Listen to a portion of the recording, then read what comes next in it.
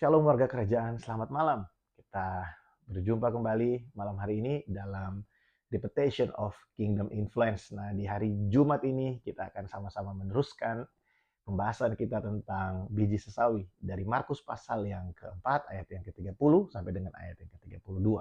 Saudara, di hari Rabu kita belajar bahwa iman itu bukan soal besar atau kecil, tapi soal benar atau tidak. Nah, di hari Kamis kemarin kita belajar bahwa iman itu harus mengalami pertumbuhan, dan pertumbuhan itu memerlukan proses atau waktu yang tidak sedikit, saudara ya. Setiap kita selama masih berada di dalam planet yang bernama bumi ini, selama masih ada di dunia ini, semua kita masih mengalami proses setiap hari. Proses untuk kita terus bertumbuh di dalam Tuhan.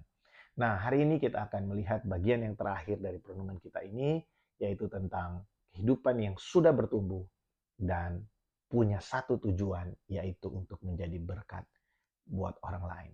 Saudara, di dalam ayat yang ke-32, Yesus berkata bahwa ketika biji sesawi itu tumbuh, dia menjadi sayuran yang paling besar dari semua sayuran yang lain, dan bahkan burung-burung di udara dapat bersarang di pohonnya. Saudara, ini berbicara tentang kehidupan yang menjadi berkat bagi orang lain. Kehidupan yang membawa dampak yang baik buat orang lain. Kalau ada orang berdoa minta berkat berlimpah-limpah, kalau ada orang minta supaya dia menjadi sangat kaya, tujuannya apa?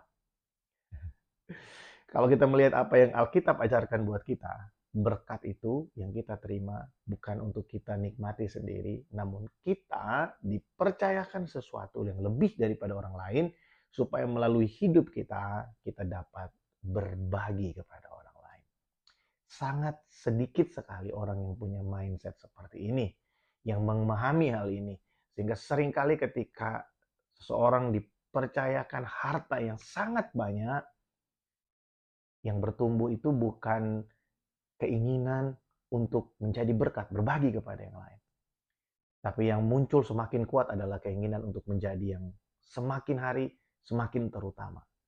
Nah, Yesus mengajar kita, waktu kita semakin besar, kita semakin bertumbuh, harusnya kita menjadi berkat buat orang lain. Apa itu burung-burung di udara? Maksudnya, burung-burung di udara itu menggambarkan orang-orang yang kita mungkin bahkan nggak kenal. Mereka dapat menikmati sesuatu yang baik dari dalam kehidupan kita. Saudara, memberkati banyak orang tidak harus menggunakan uang, tidak harus berbicara tentang finansial. Ada banyak hal yang bisa kita bagikan kepada orang lain. Saya suka sekali ketika membaca surat Rasul Paulus kepada jemaat yang ada di Korintus. Dia berkata gini, kami ini miskin secara finansial, namun kami kaya dalam pengharapan. Saudara, ada banyak dari kita merasa bahwa kita harus kaya dulu baru kita bisa memberkati orang lain. Tidak, saudara. Dengan memberikan pengharapan kepada orang lain. Pengharapan maksudnya bukan memberi janji-janji palsu buat orang lain, bukan. Namun kita memberi kekuatan kepada mereka melalui firman Tuhan. Kita memberikan kepada mereka kekuatan melalui perkataan kita, melalui pujian yang kita naikkan. Itu memberkati orang lain. Waktu kita belajar banyak hal, kita sudah melewati persoalan yang sangat pelik bersama dengan Tuhan. Dan kita berjumpa dengan orang lain yang mungkin secara finansial lebih kaya dari kita. Namun ketika kita menceritakan pengalaman kita, bagaimana Tuhan memelihara, menolong kita, mereka dikuatkan.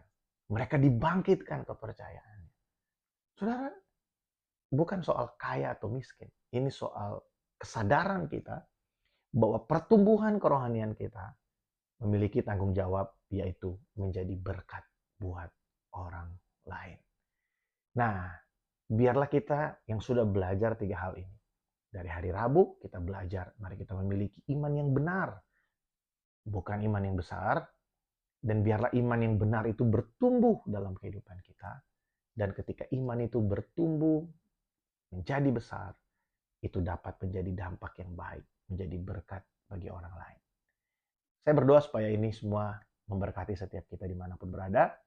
Dan sampai jumpa di hari Minggu nanti, kita akan dilayani oleh Pastor Novelty Adi. Kita akan belajar tentang Yesus sebagai Raja yang sempurna yang ada di tengah-tengah kita. Selamat malam Bapak Ibu Saudara, selamat beristirahat. Tuhan Yesus memberkati. Shalom.